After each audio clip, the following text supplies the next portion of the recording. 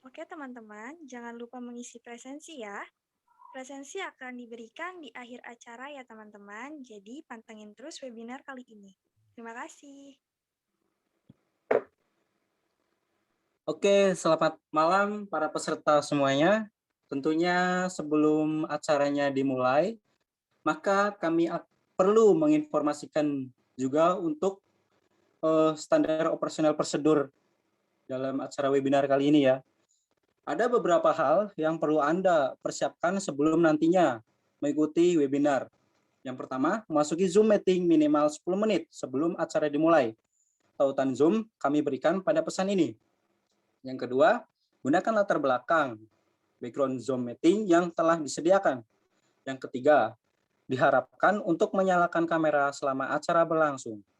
Yang keempat, pastikan Anda menggunakan pakaian yang sopan. Yang kelima, persiapkan alat tulis atau pencatat digital agar memudahkan Anda mencatat materi yang diberikan. Yang keenam, pastikan Anda sudah mengecek gawai atau alat elektronik, laptop maupun ponsel Anda dalam keadaan baik.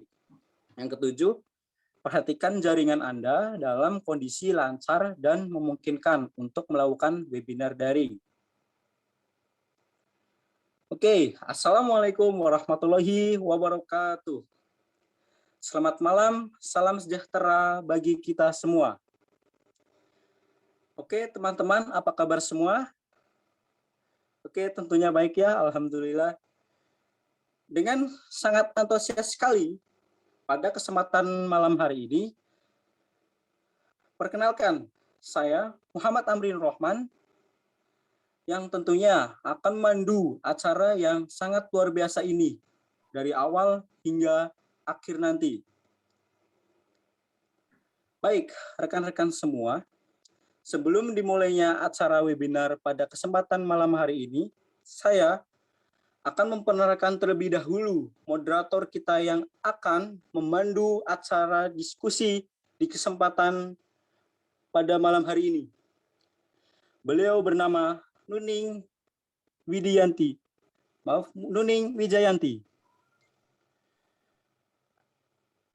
Beliau aktivitasnya sebagai mahasiswi S1 di Universitas Tidar. Baik, saya alihkan kepada moderator. Baik, terima kasih kepada pembawa acara yang telah memberikan waktunya kepada saya. Perkenalkan, saya Nuning Wijayanti. Di sini saya menjadi moderator yang akan memandu jalannya materi pada webinar dengan tema pembangunan di Indonesia. Materi kali ini akan disampaikan oleh narasumber kita yang bernama Wahyu Agustian Manurung, yang merupakan mahasiswa dari UPN Veteran Jakarta. Kepada yang terhormat, Saudara Wahyu Agustian Manurung, dipersilahkan.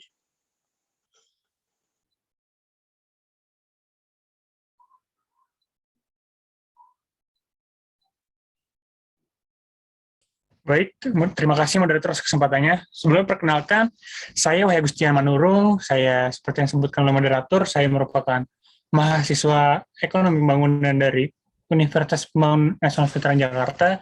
Sesuai tema dari webinar ini, saya akan membawakan materi mengenai pembangunan Indonesia dan saya akan membawanya dari sudut pandang teoritisnya. Sebentar, saya akan share screen.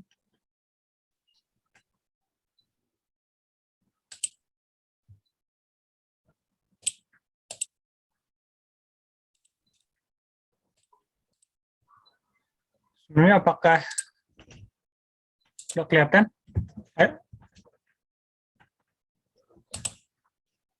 Apakah presentasi saya sudah kelihatan? Sudah, Kak. Sudah, terima kasih, moderator. Baik, judul disebut tinjauan umum karena saya akan memaparkan secara singkat apa itu pembangunan dan apa saja paradigma-paradigma yang melekat di dalamnya. Oke, lanjut. Pertama, pokok pembahasan. Di dalam presentasi saya kali ini akan terdapat setidaknya 6 pokok pembahasan, dan adalah pendahuluan, kemudian 3 paradigma besar pembangunan di Indonesia, lalu strategi pembangunan di era otonomi daerah, kemudian penerapan strategi pembangunan otonomi daerah di Indonesia, kemudian hakikat pembangunan, dan terakhir adalah dampak pembangunan. Pendahuluan. Menurut model pembangunan dari Walt Whitman Rostow, seorang pemikir atau sejarawan ekonomi, dapat dipandang sebagai rangkaian tahap pertumbuhan keluaran produksi berurutan yang dicapai melalui penanaman modal dalam kapasitas produksi yang berteknologi modern. Model Rostow ini menganut paradigma pembangunan yang linear, dan inti utama adalah pada penanaman modal.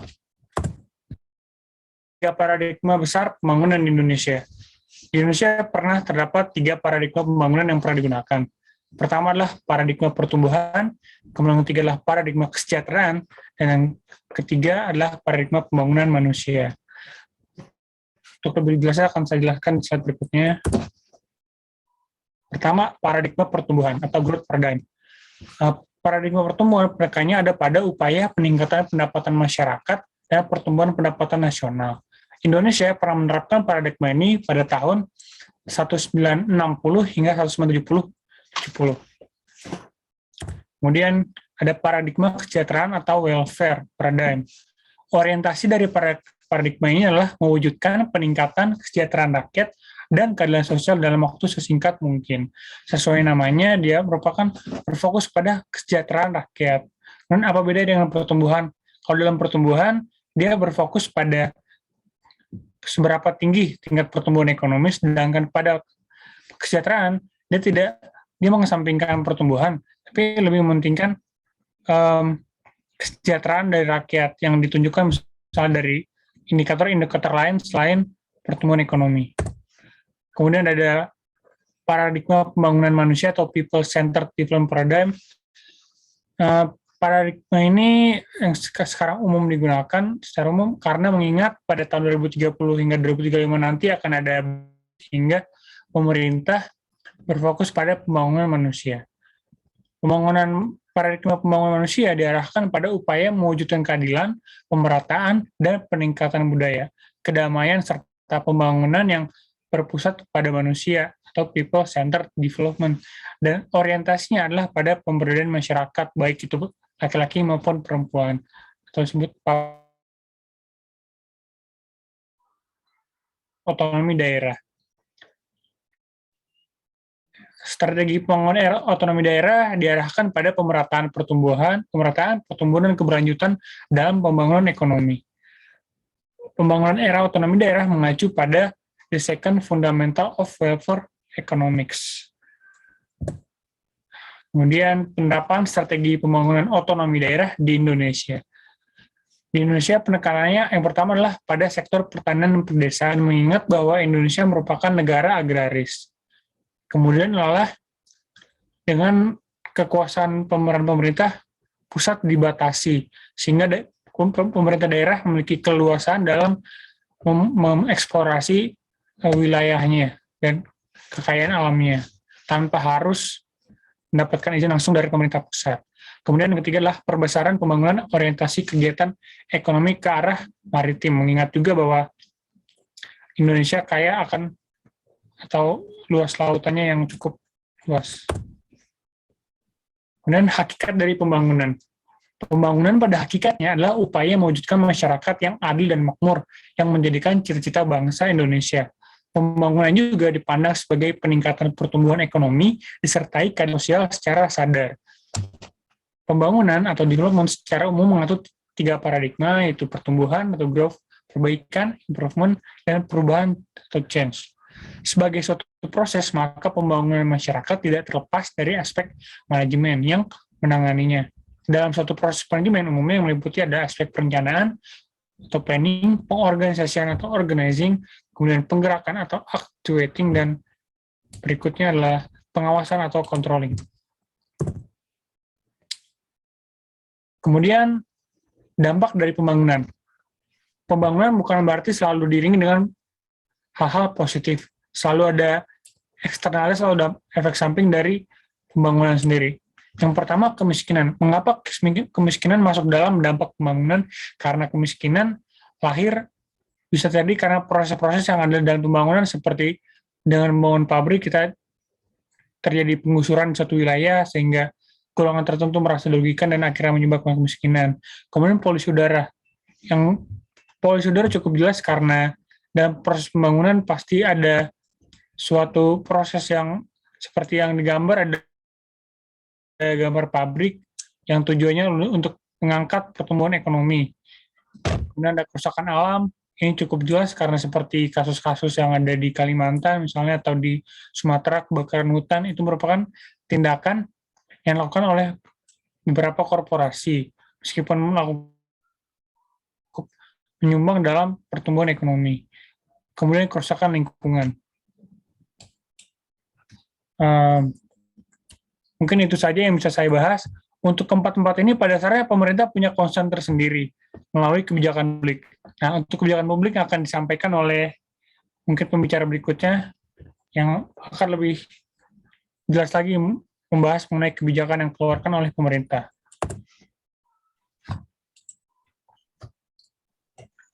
Mungkin itu saja yang bisa saya sampaikan. Berikutnya saya kembalikan ke moderator. Baik, terima kasih. Materi yang sangat menarik sekali ya, teman-teman. Terima kasih kepada Kak Wahyu Agustian Manurung yang telah memaparkan materinya. Dari materi tersebut dapat saya ambil kesimpulan bahwa pembangunan merupakan upaya untuk mewujudkan masyarakat yang adil dan makmur. Terdapat 3 paradigma besar pembangunan di Indonesia, yaitu paradigma pertumbuhan, paradigma kesejahteraan, dan paradigma pembangunan manusia. Pada pembangunan ini, Indonesia terdapat tantangan yang tidak mudah, perlu peran serta semua pihak agar proses pembangunan dapat berjalan sesuai rencana. Baik, masih semangat semua ya. Kita lanjut ke pembicara yang kedua yang akan disampaikan oleh Akmelia Nadia Putri. Beliau merupakan mahasiswa dari Universitas Brawijaya. Kepada yang terhormat Akmelia Nadia Putri, dipersilahkan.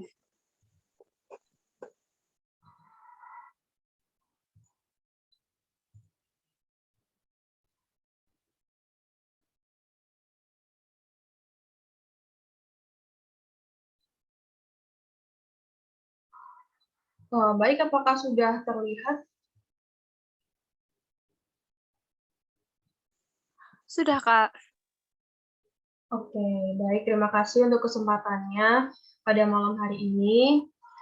Izinkan saya untuk menjelaskan sedikit materi mengenai kebijakan publik. Jadi materi ini masih ada hubungannya dengan pembangunan yang tadi telah dibahas oleh Mas Wahyu ya. Sebelum itu, mengenai kebijakan publik, sebelum itu kita harus paham dulu ya mengenai apa itu kebijakan. Dalam Kamus Besar Bahasa Indonesia, kebijakan adalah rangkaian konsep dan asas yang menjadi garis dan dasar rencana dalam pelaksanaan pekerjaan, kepemimpinan, serta cara bertindak tentang pemerintah, organisasi, dan lainnya. Lalu, menurut Thomas Erdai dalam Understanding Public Policy tahun 1978 menyatakan bahwa kebijakan publik adalah apa yang dipilih oleh pemerintah untuk dikerjakan atau tidak dikerjakan. Nah, dalam hal ini bisa kita simpulkan bahwa kebijakan publik itu bukan hanya mengenai apa yang dilakukan pemerintah. Jadi ketika pemerintah memilih untuk tidak melakukan, itu juga merupakan kebijakan publik ya. Misalnya pada pembangunan jalan tol, ketika pemerintah memilih untuk membangun jalan tol di Pulau Jawa misalnya, lalu tidak membangun jalan tol di Sumatera, keduanya merupakan sama-sama kebijakan publik. Nah, selanjutnya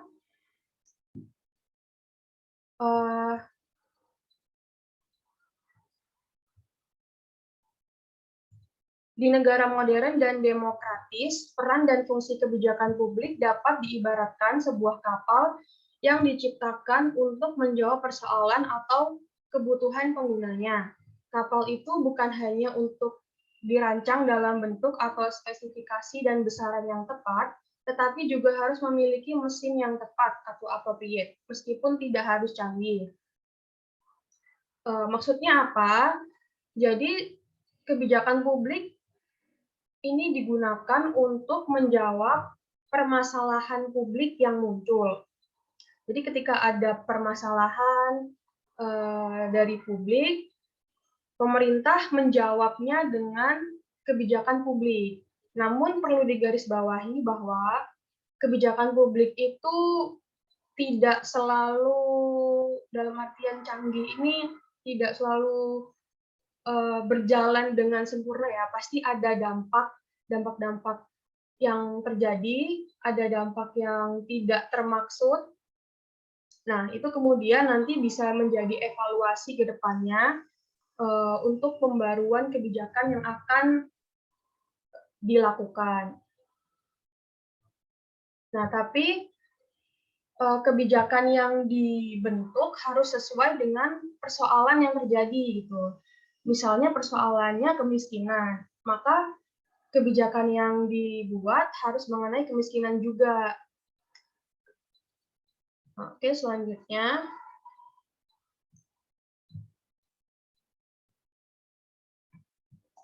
Nah, kita selanjutnya belajar mengenai proses pembuatan kebijakan. Kebijakan ini kan tidak ujuk-ujuk langsung jadi gitu ya, jadi pasti ada proses mengenai pembuatannya. Di sini ada 4 proses yang harus dilaksanakan untuk membuat suatu kebijakan. Yang pertama yaitu ada agenda setting. Agenda setting ini merupakan fase dan proses yang sangat strategis dalam realitas kebijakan publik. Dalam proses inilah ada ruang untuk memaknai apa yang disebut sebagai masalah publik dan agenda publik perlu diperhitungkan. Jadi dalam agenda setting ini, permasalahan publik ini akan dipertimbangkan dulu nih, kebijakan seperti apa yang harus dibuat untuk menanggapi permasalahan ini.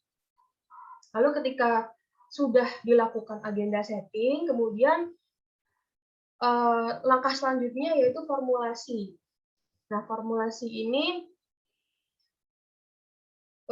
dicari pemecahan masalah yang terbaik, dalam artian di dalam langkah formulasi inilah pembuat kebijakan itu dibuat gitu.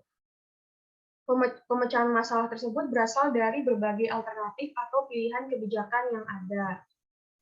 Kemudian setelah diformulasi kebijakannya, setelah itu adalah legitimasi kebijakan. Dalam legitimasi ini, pemerintah memberikan otorisasi pada proses dasar pemerintahan jika tindakan legitimasi dalam suatu masyarakat diatur oleh kedaulatan rakyat, warga negara akan mengikuti arahan pemerintah. Nah, setelah diformulasi lalu diterapkan ke masyarakat kebijakannya. Setelah itu langkah terakhir yaitu evaluasi. Setelah diterapkan ini apa saja sih dampak yang terjadi? Apakah kebijakan yang dibuat sudah tepat atau kebijakan yang dibuat ini ada dampak buruk yang mempengaruhi atau gimana, itu selanjutnya akan dievaluasi. Jadi evaluasi ini kegiatan yang menyangkut estimasi atau penilaian kebijakan yang mencakup substansi, implementasi, dan dampak. Nah, kemudian yang terakhir nih, kita membahas mengenai stakeholder dalam pembuatan kebijakan publik. Siapa saja sih yang harus terlibat dalam pembuatan kebijakan publik? Yang pasti adalah publik harus terlibat, karena ini merupakan respon dari permasalahan publik, jadi publik harus dilibatkan. Untuk yang lainnya seperti LSM, itu disesuaikan konteks kebijakannya saja. Oke, terima kasih. Itu saja yang bisa saya sampaikan. Selanjutnya saya kembalikan ke moderator.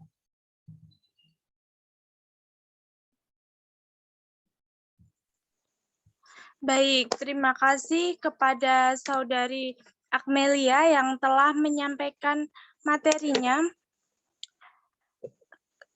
Kesimpulan dari materi yang telah dipaparkan oleh Saudari Akmelia yaitu kebijakan publik dapat diibaratkan sebuah kapal yang digunakan untuk menjawab persoalan publik yang muncul di masyarakat.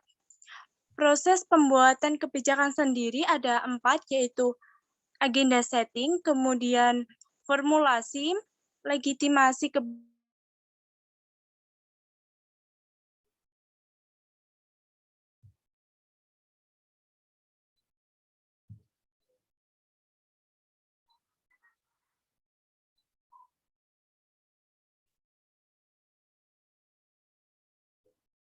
disampaikan oleh pembicara 1 dan pembicara 2. Saya kembalikan kepada pembawa acara.